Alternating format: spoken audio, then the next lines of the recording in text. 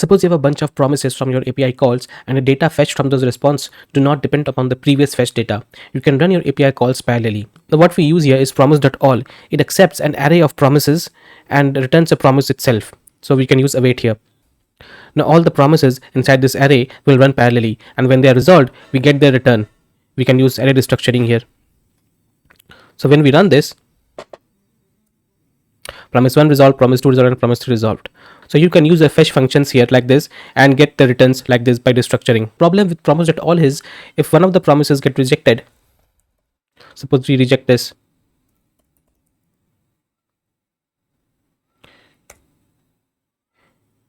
every one of the promises gets rejected. So what we can do is we can use allSettled here.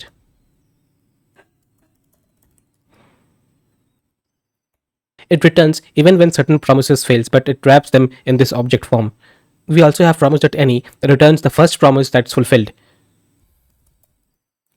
So it only returns a single promise.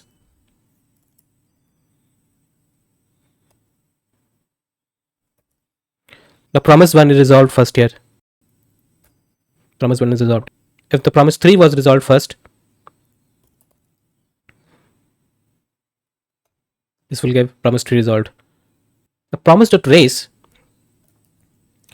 will return the first promise that settles, whether it's fulfilled, whether it's rejected. So for example, if promise 2 is rejected or resolved before promise 1 or promise 3, promise 2 will be returned here.